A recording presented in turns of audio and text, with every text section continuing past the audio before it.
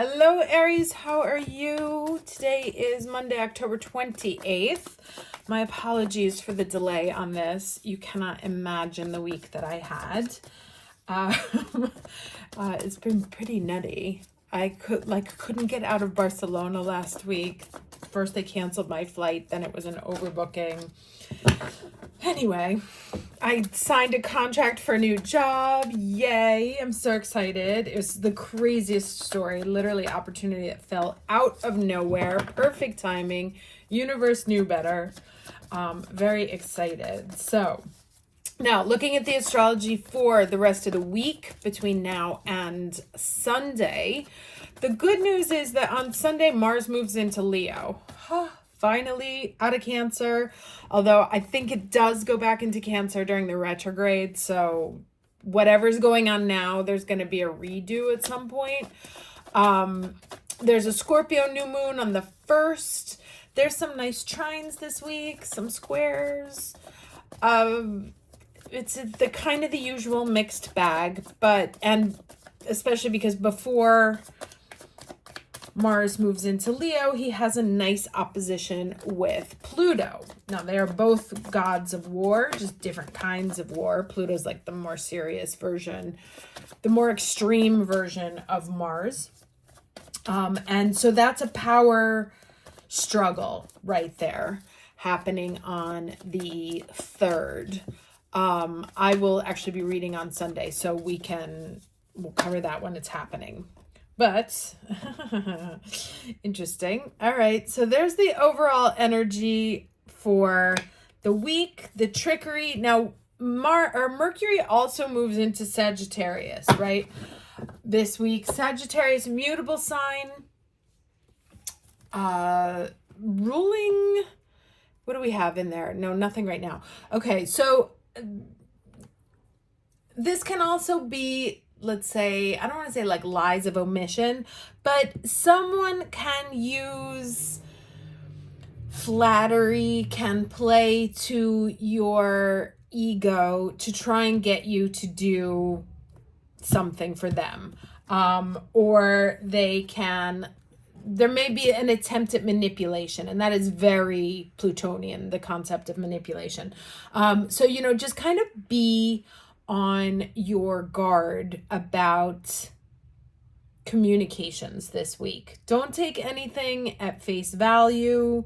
I'm not saying to mistrust everything you hear, but dig further, validate, fact check things. Ask questions. Don't just be like, if somebody comes with a gift, say thank you, but wonder what it is. All right, let's do the challenge energy. Just get the rest of the story. Someone needs something from you. They're trying to get it from you. And this can be something as simple as affection, right? And so someone is trying to kind of manipulate you into providing them with something that they need, whether that's money, whether it's attention, whether it's your vote. Somebody's saying what they think you need to hear in order to do what they want you to do. So card just flipped over there. What was it? Okay. Cheery week. All right, so we have this 5 of Pentacles here. Now, the 5 of Pentacles is, of course, the out in the cold energy here. This one, you have a child who is locked, seemingly locked, because look, that padlock is actually undone. All he has to do is shift his attention and see that the situation is not nearly as bad as he thinks, and they can, I don't know if it's a boy or girl, easily free themselves. So what they think is blocking them from that beautiful sunset that's happening on the other side is due to a lack of attention, right? And so what did I say here? Like, investigate, look around, do your research, check out the context, because the door is not locked, it's open. Right? So dig a little more into what you're being told today. the Mercury in Sagittarius, especially with the Scorpio new moon, you know, Scorpio can be kind of shady, known for manipulation, known for doing what it needs to get what it wants, and playing power games here. Say, oh, I'm the bigger one. Or promising you things, right? Or telling you, oh, this is, you know, this is going to happen. You're stuck there. Sorry if I'm out here. But it isn't true. Like, whatever is being said isn't true. And it's up to you to kind of like do the legwork to look at the surroundings, the context a little bit differently. And you'll see that actually you are not trapped. You are not blocked in. You are free to move. You are free to access what's on the other side of that wall. The door is not locked. All right, let's get the lesson. Okay.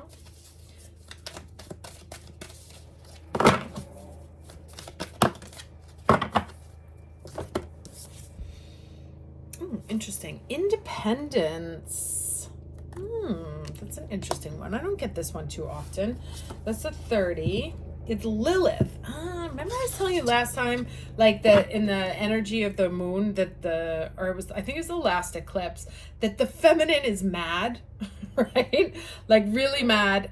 And Lilith, and we had that whole conversation about Aries. Lilith was supposedly in the story, the mythology goes that she was Adam's first wife, but she was far too independent for him and he couldn't control her. So those are the themes of this week, right? That someone is trying to control you and you need to pay attention to how it's happening because it's not obvious, right? It's very subtle. But look, there's a key, right? Look for the key to unlock what it is that you think you know. And that will open the gate. Like things will be clear if you actually like dig into it. Okay, independence here we have the Jewish goddess Lilith refused to be dominated by the first man. And as a result, was called a demon in the stories about her that followed. These inaccurate and damaging stories are so old and repeated so often that no one recognizes how pervasive their implications are. Okay, so this could be gaslighting that's going on here. Somebody gaslighting you.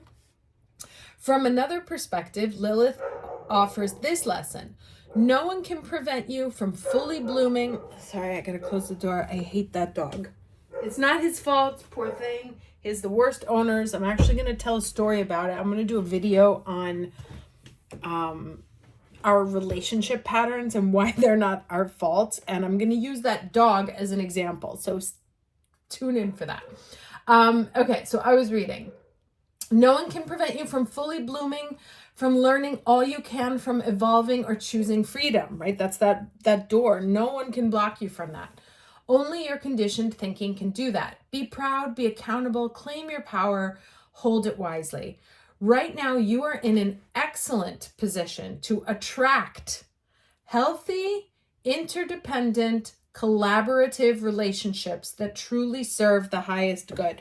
So whoever is trying to gaslight you into thinking that you can't do better, right? Like, what are you even talking about? I'm as good as you're going to get. Like, because of your height, because of your money, because of your education, because of your gender, because of your race, because of your whatever, that I'm as good as you can get, or like this is as much as you can expect, is not true.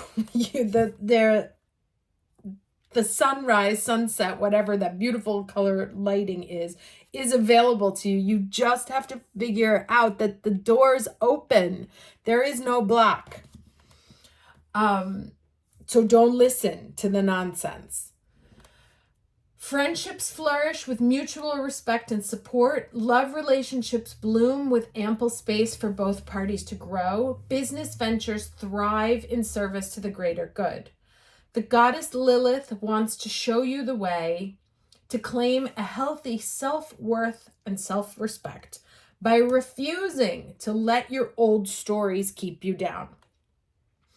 You will be amazed at how deep, meaningful, and respectful your experience becomes in all areas of your life when you make a choice from a place of empowered independence, right? So that's like contract negotiations. Oh, well, someone in your, this is like really is when it's like obvious that you deserve more, right? Don't be afraid to advocate for yourself. Pay attention to when someone is intentionally trying to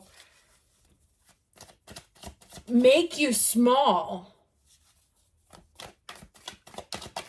so that they can get what they need from you.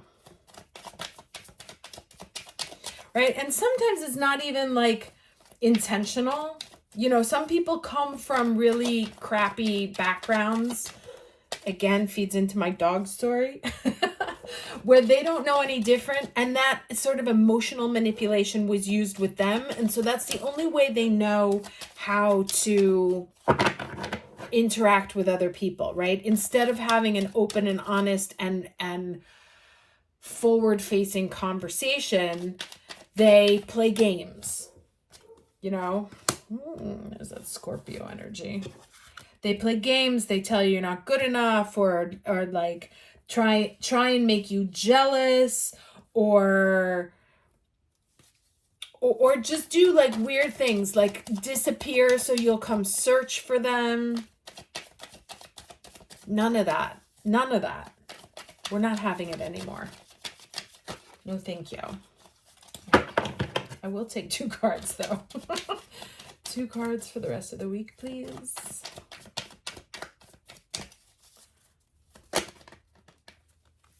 Oh, I knew that was going to come out. I knew this little friend here was going to... All right, so we have 4 cups and a 7 of swords. And technically they fell out this way. So to me, this is like death to this nonsense, right? Like, no more offers that aren't what we want. No more shady encounters. This is transforming, and it transforms when you advocate for your independence, right? We have the Aries North Node very soon to leave Aries, the South Node in Libra now acting very urgent about an emptying, a total emptying of past relationship patterns, right? That there is a chapter, a huge chapter, 18-year chapter coming to a close. And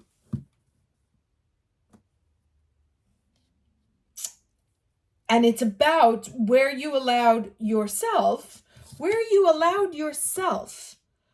to be blocked, right? That this is also a time where we take accountability for where we put ourselves into the door by not looking to see if the door was open or not, right? By accepting what people told us. They said the door's closed. You're like, okay, no, look around. Is the door closed? Is it genuinely closed? This here. Why believe it? Is it true? Investigate. Is it? No. So then why would I ever listen to you till it's bullshit? No. It's a death to that energy. It's a no gaslighting zone. And it's you kind of waking up to that here. Or someone like still trying to get it over. Oh, interesting, because the 3 of Cups came out in another deck before. In the challenge space. So that's interesting. And another 3. Interesting. Lots of 3s. So, because there's another 3 here. So talking about, and I think this is about like a celebration. Like you've been waiting to get signs of when is this change going to happen? There's the ships coming in, right? Celebrating. And then we have this independence, the 3 3s, 3 3 3. Oh, Ooh, and Mars going into Leo on the 3rd. It's all about the independence. So, okay, so that was kind of my guess, because that Mars-Pluto opposition is going to be someone who tries to take away your power. Now, to be honest, because that will end up being the source of the retrograde, or like involved in the retrograde in beginning of January, you may fall for it. Okay, you may not be ready yet. Some of you will be ready in the first pass. Some of you will not, because it goes 3 ways. It passes over the first time, through the retrograde, and then again. So the 3rd passage. If someone this week tries to take away your power, puts some sort of old manipulation, trying to make you small, trying to tell you that you don't deserve more, trying to tell you that what you want is impossible for you because you're too small. You can't get through there, you're too small, right? That's what it's all about. Anyone who tries to make you small, if you do accidentally, inadvertently don't see the pattern, which is possible, you will see it over the next few months, right? It will become clear by, I think it's February, because I think it goes retrograde in December. So then it should be done, somewhere like in January. So even if you fall for it, it's temporary. You're going to wake up to this situation. Pay attention to the people that are trying to gaslight you. Be interesting if this has to do also with the election, if we don't find out who wins until January because of the Mars retrograde. Anywho, let's stay away from that and get some final words of advice. But the key is to see your worth and to be willing to walk away from that which you don't want, to be willing to look deeper into these claims that people are making around you, about you, whatever. Like, lean into that. Am I small? Why do they say I'm small? What gives them what? Look for that key that unlocks the door, right? Like, well, why do they keep saying this? I don't think it's true. And if it's not true, write down why it's not true. Like, you have to maybe convince yourself also. What do we have here? A 6, 42. The goddess Hecate. And Micah. Crossroad of destiny. Now, Hecate is all about the new moon energy. Also, if you like to do rituals, I forget what it's called, Pneumania, I think, which is the night after the dark moon.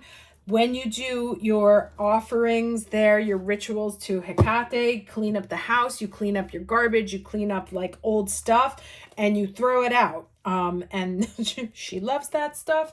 So welcome. But she is another empowered figure, empowered female, all about death and transformation. Interesting that she would pop up there when we're talking about all the 3s. Okay.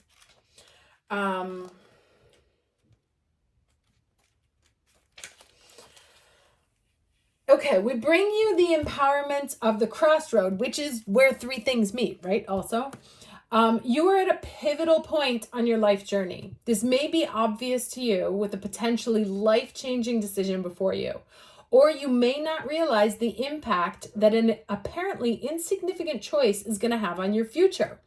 Either way, you are at a point where you can leave the past behind and chart your course for a new adventurous chapter to begin in your life. This is not something you need to be frightened of. It is a sign you are progressing on your path. The crossroad of destiny happens when you have mastered a cycle in your life and a new cycle is before you. It is an opportunity that you can take the best advantage of by listening to your heart. All right, let me read through this real quick to see if there's anything else that pops out.